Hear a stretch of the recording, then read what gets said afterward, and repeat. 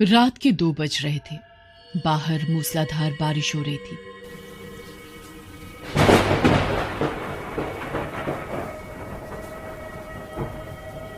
अभिजीत और विवेक living room के TV पर ये हॉरर मूवी देख रहे थे। विवेक अभिजीत के घर रात को सोने के लिए आया था, क्योंकि उस दिन अभिजीत के mummy papa out of town गए थे और अभिजीत घर पर अकेला था। तभी टीवी में मूवी का वो डरावना सीन चल रहा था, जिसमें वो चुड़ैल टीवी के बाहर निकल कर आती है। वो दोनों भी बहुत ज्यादा डर गए थे। तभी घर के दरवाजे पर किसी ने दस्तक दी और दोनों की सांसें रुक गई। भाई, इतनी रात गए कौन आया होगा? कहीं वो सीरियल किलर तो नहीं है ना? तभी फिर से किसी ने दरवाजा पीटते हुए दस्तक दी। कौन है?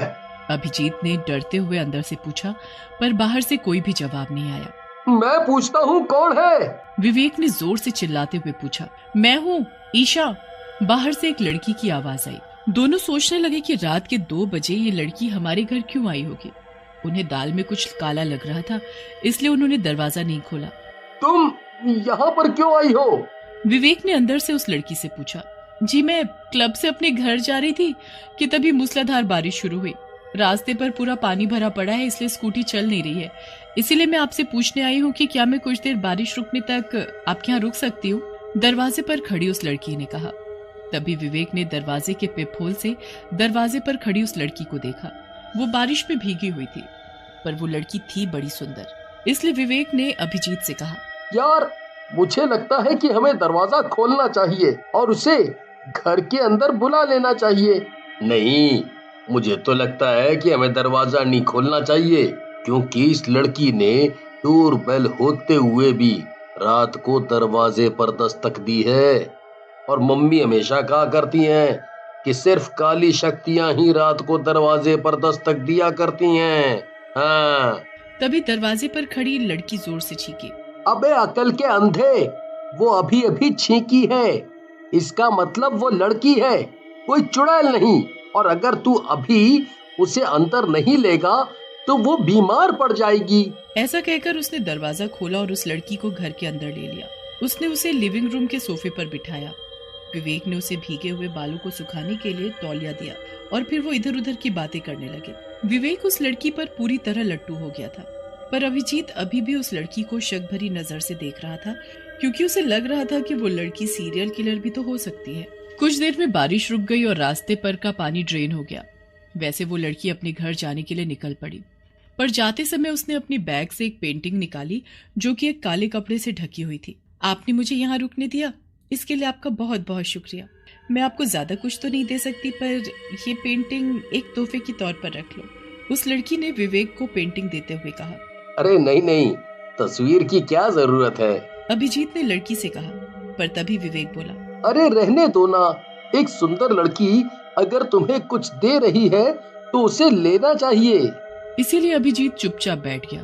उसके बाद वो लड़की वहाँ से चली गई। उस लड़की के चले जाने के बाद विवेक ने उस पेंटिंग पर ढका हुआ काला कपड़ा निकाला और उस पेंटिंग को देखकर वो चौंक गया, क्योंकि वो पेंटिंग बहुत ही डरावनी थी। वो पेंटिंग एक जंगल की थी, जिसमें एक बड़ा सा बरगद का पेड़ था, जिसकी हवाई जड़ों से कई सारे कटे हुए लड़कों के सर बंधे हुए थे। पेड़ के नीचे एक काला डरावना आदमी हाथ में कुल्हाड़ी लिए खड़ा था, जिस पर खून लगा हुआ था। वो पेंटिंग देखकर अभिजीत डर गया।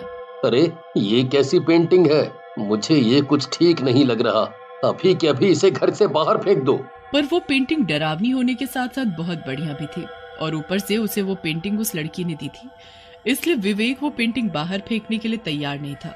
अरे इसमें डरने वाली कौन सी बात है?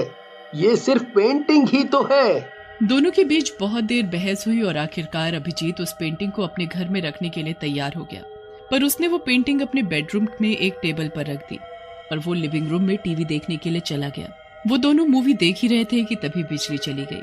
तभी उन्हें अभिजीत के बेडरूम से कुछ गिरने की आवाज सुनाई दी। अभिजीत डर गया, उसके जहन में कुछ और ही चल रहा था। शायद पेंटिंग टेबल से गिर गई होगी, मैं उठा कर आता हूँ। विवेक बोला और मोबाइल की टॉर्च लगाकर वो अभिजीत के बेडरूम की तरफ जाने लगा। विवेक मत जाओ, मुझे कुछ गड़बड़ लग रही है, अभिजीत ने विवेक से कहा। पर सुने वो विवेक कैसा। वो बेडरूम का दरवाजा खोलकर बेडरूम में चला गया। तब उसने देखा कि वो पेंटिंग तो सच में टेबल से नीचे गिर गई है। पर जब उसने पेंटिंग उठाई तब डर के मारे उसके रोंगटे खड़े हो गए, क्योंकि उस पेंटिंग में से वो आदमी गायब हो चुका था। ये पेंटिंग में से आदमी कहाँ चला गया? और जैसे ही उसने ये सोचा, उसे अपने पीछे किसी के होने का एहसास हुआ, और जब उसने पीछे मुड़कर देखा तब उसके पैरों तले जमीन फिसल गई, क्योंकि उसके पीछे वही आदमी खड़ा था जो उस पेंटिंग में से गायब हो गया था। उसके हाथ में बड़ी सी कुल्हाड़ी थी जिस पर खून लगा हुआ था। उस भयानक आदमी को अपने सामने देखकर विवेक ने डर के मारे पैंट में पेशाब कर दी। उसके पैर थर थर कांप रहे थे। वो विवेक हमला करने ही वाला था कि तभी अभिजीत ने पीछे से आकर उस आदमी के सिर में लोहे का रॉड मार दिया, पर उस आदमी को कुछ भी नहीं हुआ। उसने विवेक को छोड़ दिया और पीछे मुड़कर देखा, पर तभी विवेक बेडरूम से बाहर भाग गया। अभिजीत भी उसके पीछे पीछे भागा। वो दोनों भी घर के दरवाजे की तरफ भागे। उन्होंने दरवाजा खोलने की कोशिश की, पर वो दरवाजा खुल ही नहीं रहा था। अभिजीत ने खिड़की खोलकर बाहर देखा, तब उसे घर के बाहर वही लड़की दिखाई दी जिसने उन्हें वो पेंटिंग दी थी। वो उसकी तरफ देखकर डरावनी तरीके से हंस रही थी। विवेक समझ गया कि उस लड़की ने ही उन्हें घर के अंदर लॉक कर दिया है और उसने जानबूझकर उन्हें वो भूतिया पेंटिंग दी थी। तभी अभिजीत जोर से चिल्लाया, विवेक भाग, वो हमारी तरफ ही आ रहा है। जब विवेक ने पीछे मुड़कर देखा तो वो आदमी उनकी तरफ ही आ रहा था। अभिजीत ने उसका हाथ पकड़ा और उसे खींचते हुए स्टोर रूम में ले गया। उन्होंने दरवाजा अंदर से बंद कर लिया। उन्हें समझ नहीं आ रहा था कि अब क्या करे।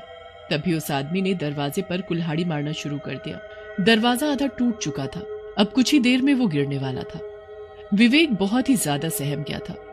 विवेक सर पकड़कर जमीन पर बैठ गया और पागलों जैसी बातें करने लगा। मैं मरने वाला हूँ, मैं मरने वाला हूँ, मैं मरने वाला हूँ। विवेक, हम इस तरह से हार नहीं मान सकते। हमें इस आदमी का डट कर मुकाबला करना पड़ेगा। अभिजीत ने विवेक से कहा, पर फिर भी वो सिर्फ एक ही बात दोहराया जा रहा था। मैं मरने वाला हूँ, मैं मरने वाला हूँ, मैं मरने वाला हूँ, मैं मरने वाला हूँ। तभी उस आदमी ने कुल्हाड़ी से पूरा दरवाजा तोड़ा और दरवाजा जमीन पर गिर गया। वो विवेक को सामने देखकर सीधे उसकी तरफ बढ़ रहा था। तभी मैंने उसके सिर में वो कुल्हाड़ी मार दी। वैसे वो आदमी चिल्लाया। उसका सर 2 टुकड़ों में बट गया और वो नीचे गिर गया। वो जमीन पर पड़ा हुआ तड़प रहा था। पूरा फर्श उसके खून से सिंच गया था। मैं विवेक के पास गया। विवेक, वो मर चुका है, अब हमें कुछ नहीं होगा। पर तभी वो बोला, नहीं, वो नहीं मरा है। ऐसा कहकर उसने मेरे पीछे उंगली दिखाकर इशारा किया, और जब मैंने पीछे मुड़कर देखा तब मेरे रोंगटे खड़े हो गए थे, क्योंकि वो आदमी वापस से खड़ा हो गया था। उसने मेरा गला पकड़ा और मुझे उठाकर दीवार पर फेंक दिया। मैं नीचे गिर गया। मेरे सिर में चोट लग गई थी, इसलिए मैं अपनी जगह से उठ नहीं पा रहा था। उस आदमी ने विवेक के सिर के बाल पकड़ लिए और उसे घसीटते हुए स्टोर रूम के बाहर लेकर गया। मैं जमीन पर रेंगते हुए उस आदमी के पीछे गया। वो आदमी उसे घसीटते हुए मेरे बेडरूम में ले गया, जहां पर वो पेंटिंग थी। मैं समझ गया था कि वो आदमी विवेक को पेंटिंग में अपने साथ ले जा रहा है। मैंने अपनी पूरी ताकत एक कर दी और जैसे तैसे करके बेडरूम की तरफ भागा। तभी उसने मेरी आंखों के सामने पेंटिंग में छलांग लगाई और वो विवेक को अपने साथ पेंटिंग में ले गया। मैं भागते हुए पेंटिंग के पास चला गया और मैंने पेंटिंग में देखा वो आदमी घसीटते हुए विवेक को बरगद के पेड़ के पास ले गया। उसने अपने हाथ ऊपर उठाए और उन्हें जोड़कर उस पेड़ से बोला, हे राक्षस देवता, क्या आपको ये बलि कबूल है? तभी उस पेड़ पर 2-3 मशालें जल पड़ी। वैसे ही वो आदमी हंस पड़ा। उसने अपनी कुल्हाड़ी उठाई। मैं तभी समझ गया कि वो आदमी उस भूतिया पेड़ को विवेक की बलि चढ़ाने वाला है। मैंने वो पेंटिंग उठाई और उसे हिलाने लगा, क्योंकि मुझे लगा कि ऐसा करने से वो आदमी पेंटिंग के अंदर इधर उधर हिलने लगेगा और वो नीचे गिर जाएगा। मैंने पेंटिंग हिलाकर उस पेंटिंग में देखा, पर तभी उस आदमी ने कुल्हाड़ी से विवेक का सर धड़ से अलग कर दिया और वो कटा सर जमीन पर गिर गया। विवेक की लाश जमीन पर तड़प रही थी। उसने मेरी आंखों के सामने विवेक का सर काटकर उसे मार डाला, पर मैं देखने के सिवा कुछ भी नहीं कर सका। मैं रोते हुए पेंटिंग में देख ही रहा था कि तभी उस आदमी ने मेरी तरफ मुड़कर देखा और बोला, मैं आ रहा हूँ। मुझे लगा कि वो आदमी अब तस्वीर के बाहर आ जाएगा। मैंने बिना समय गवाए मेरे सभी कपड़े उस पेंटिंग के ऊपर फेंक दिए और मैं एक कपड़ा लेकर किचन में भागा। वहां मैंने उस कपड़े को आग लगाई और उसे लेकर मेरे कपड़ों के ढेर पर फेंक दिया। देखते ही देखते मेरे कपड़े जलने लगे और उसके साथ साथ वो पेंटिंग। वो भूतिया पेंटिंग अभिजीत के सामने आग की लपटों में जल रही थी। उसे लगा कि अब वो आदमी कभी भी उसके सामने नहीं आएगा। इस बात से उसे सुकून मिल रहा था, पर साथ में उसे अपना दोस्त गंवाने का गम भी हो रहा था। उसे यकीन ही नहीं हो रहा था कि विवेक को उस आदमी ने सिर काटकर मार डाला है। ये सब उस लड़की की वजह से हुआ था जिसने उन्हें वो भूतिया पेंटिंग दी थी। पर वो सोच रहा था कि उस लड़की ने उसके साथ ये सब क्यों किया, क्योंकि उन्होंने तो उसकी मदद करके उसे अपने घर में पनाह दी थी। पर उस एहसान फरामोश लड़की ने उन्हें मौत का तोहफा दिया था। तभी अभिजीत को घर के दरवाजे की कुंडी खुलने की आवाज आई।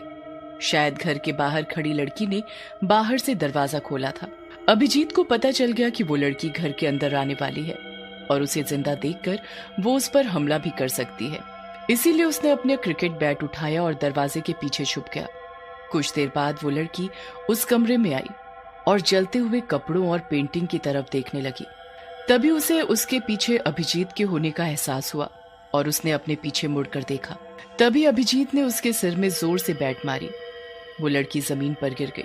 उसने उठने की कोशिश की कि तभी अभिजीत ने फिर से उसके सिर पर बैट दे मारी और उसके बाद वो लड़की बेहोश हो गई। अभिजीत ने उसके सिर की तरफ देखा, पर इतना मारने के बावजूद उस लड़की के सिर से खून का एक बूंद भी नहीं निकला था। ये देखकर उसे थोड़ी सी हैरानी हुई, पर बगैर समय गवाते उसने उस लड़की को रस्सी की मदद से एक कुर्सी से बांध दिया। कुछ ही देर में वो लड़की होश में आई। अभिजीत उसके सामने ही उसके जागने का इंतजार कर रहा था, क्योंकि वो ये जानने के लिए बेताब था कि वो शहर के लड़कों की जान क्यों ले रही है और वो भूतिया पेंटिंग के अंदर का आदमी कौन है और वो आदमी उस बरगद के पेड़ को लड़कों की बलि क्यों चढ़ाता है। बताओ, तुम शहर के लड़कों की जान क्यों ले रही हो? उसने लड़की से पूछा। वैसे वो लड़की हंसी और बोली, सच सुनने की ताकत रखते हो बच्चे। बच्चा? मैं कोई बच्चा ना हूँ और तुम बात को फैलाओ मत। चुपचाप मेरे सवाल का जवाब दो, वरना इस बैट से तुम्हारा सर कुचल दूंगा। अभिजीत ने उस लड़की से कहा। तुम मुझे सिर कुचलकर मार नहीं सकते बच्चे, क्योंकि मैं चुड़ैल हूँ। वो लड़की बोली और वो आगे बोलने ही वाली थी कि तभी अभिजीत बोला, चुड़ैल? और तुम? और ऐसा कहकर वो जोर जोर से हंसने लगा, क्योंकि उसे लग रहा था कि इतनी खूबसूरत लड़की चुड़ैल कैसे हो सकती है। तभी वो लड़की देखते ही देखते एक बुढ़िया में बदल गई। अभिजीत ने उसके पैरों की तरफ देखा तो उसके पैर उल्टे हो चुके थे। ये देखकर वो डर के मारे कांपने लगा। तभी वो बूढ़ी चुड़ैल बोली, डरो मत लड़के, मैं एक बूढ़ी चुड़ैल हूँ। चुड़ैलों की उम्र 500 साल होती है। मेरी उम्र 499 साल 11 महीने और 25 दिन है। मैं अब बूढ़ी हो गई हूँ। दिन ब दिन मेरी शक्तियाँ कमजोर होती जा रही हैं। मैं अपनी जिंदगी के आखिरी दिन गिन रही हूँ। इसीलिए तो मैं तुम्हारे इस लकड़ी के बैट से घायल हो गई, वरना तो एक धारदार तलवार भी मेरा कुछ बिगाड़ नहीं सकती। वो शैतानी बरगद का पेड़ हम चुड़ैलों को नई जिंदगी देता है, पर उसके लिए हमें उसे 100 लड़कों की बलि चढ़ानी पड़ती है।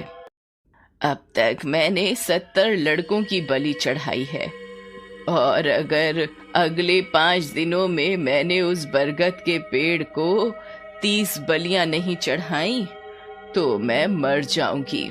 और वो भूतिया पेंटिंग, उसके बारे में कुछ बताओ।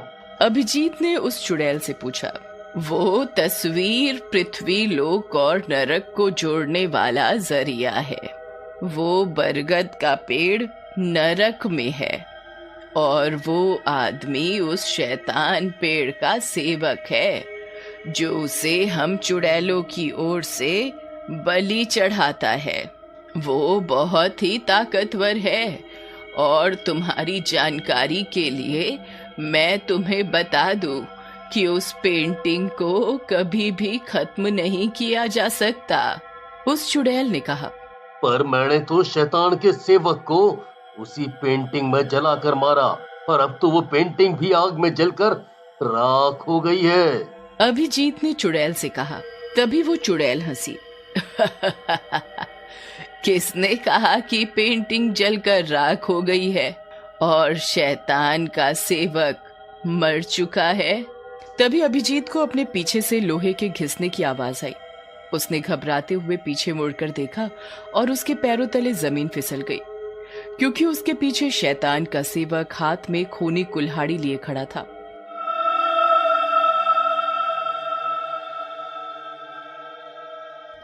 उसके पीछे जमीन पर कपड़ों की राख में पेंटिंग पड़ी हुई थी। इसका मतलब उस राख से वो पेंटिंग फिर से जन्मी थी। वो सेवक अभिजीत को पेंटिंग के अंदर लेकर गया।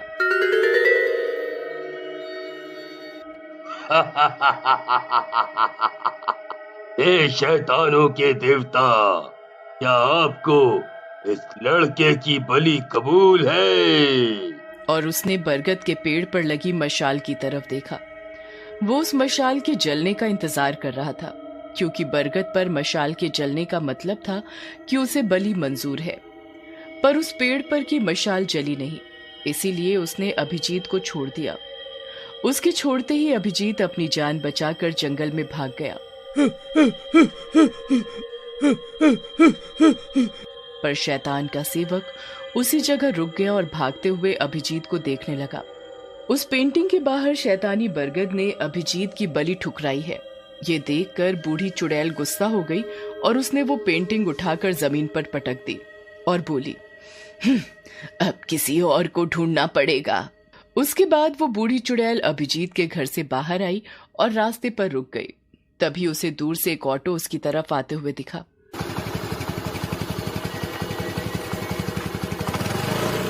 वो ऑटो उसके पास आकर रुका।